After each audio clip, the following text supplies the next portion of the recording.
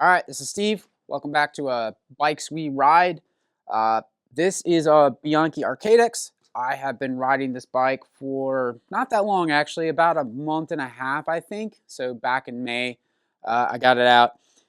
We had just brought some of these in. There's a new Arcadex that's out. You can get these old ones on a really ridiculous closeout. But I was curious and I wanted to ride one myself, so turned one into a demo and putting some miles on it. I was already familiar with the Campy drivetrain, so anyway, a little bit about the bike. Um, we'll start with the drivetrain. This has the Campy Ekar 13-speed drive on it. I personally really like this drivetrain. I don't think it's perfect, but I don't think any of them are. But if you're into one-bys and you like mechanical stuff, it's awesome. It's got the best range and gear shift granularity in, I guess, my opinion, out of all the one by stuff that's out there. So these bikes come stock with a 10 to 44 tooth cassette. I have a 9 to 42 on it, and it has the stock chainring that's a 40 on it. Probably could run a 42 with it, maybe in a 44 and still have, around here, plenty of gear. But if you do some hilly stuff, you know, this actually works out really well. This is where I rode out to the Badlands and rarely had to use the 42, although there is a lot of climbing out there. So I came in handy late in the ride. So anyway, as far as the rest of the bike goes, so for wheels, the bike comes stock with a fulcrum wheel set and not the lightest wheel set, but not super heavy either. But I have a set of HED Emporia GA Pros, bang for the buck. I feel like they're pretty hard to beat. And I've had a set for a few years, and that's what I've got on here. The frame, Bianchi specs this frame to fit 42 millimeter tires. These are 45 millimeter Challenge Strada Biancas. That's the handmade tubeless ones. If you haven't mounted them, everybody's a little fearful of mounting them. Once you mount a couple of them, it's not really a big deal. They mount up. It just takes a little technique and finesse. But lately mounting up, it hasn't really taken any longer to mount these up than a lot of other tires. So anyway, I really dig the tires. I feel like they roll fast. I think the 40s are probably my favorites. So I can tell with these 45, there's definitely a little more drag there. But when you get into loose gravel, soft gravel, it's just a little more tire to float over all this stuff. And they still roll really well on pavement. I've ridden 33s, 36s, 40s, and now the 45s of that tire. And I have the 36s mounted on a bike right now. But anyway, back to the tire clearance. You can fit way more tire in the front. And in the back, I'm cheating the clearance a little bit, but I still have ample clearance. I'm not that worried about it. I probably wouldn't run a 45 millimeter of a knobby on it. And then for reference, these tires are actually measuring close to 48 millimeters on these rims. So definitely fitting more tire in there than what is spec'd. The rest of the bike, I didn't like the stock bars that came on it.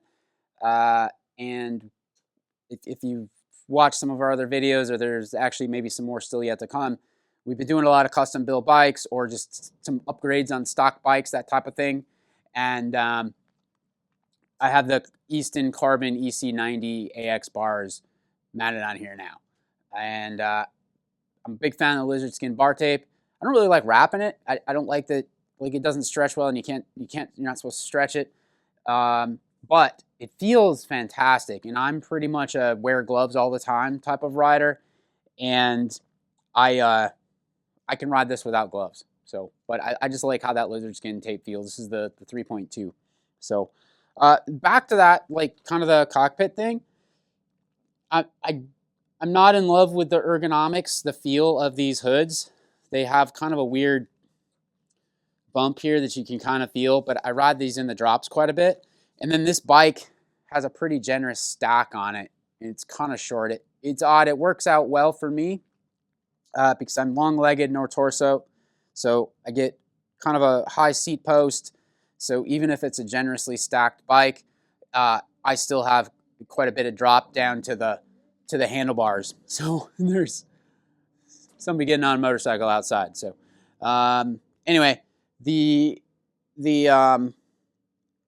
so the bike actually fits really well, and I think when I read back through some of the reviews, because there's mixed reviews on it, and that was actually one of the things, kind of like a tall but short fit bike and whatnot.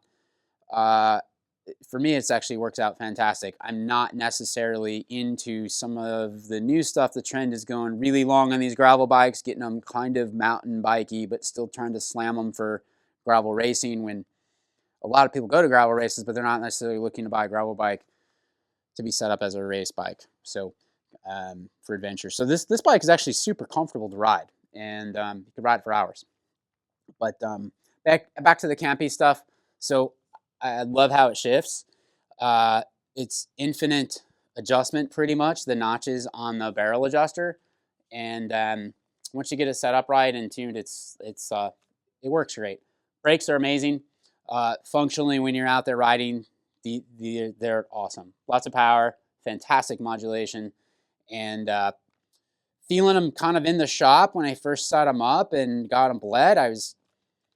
They definitely have a different feel than a Shimano or a SRAM, but using them, they're my favorites, with a caveat. So that caveat is these calipers just don't handle wet dirt very well. I don't know what it is, but the design of the caliper or something, every time I've gotten caught in rain on gravel or wet gravel, somehow the gravel stacks up in it and you can just hear it grinding, and I got to flush it out. So I haven't experienced that same issue with my SRAM or Shimano brakes in the past. The wet gravel is not good for any of it, but this one in particular seems to be more annoying. Anyway, and they get pretty loud when they get wet. So outside of that, I try not to ride wet gravel as it is. But anyway, in those times.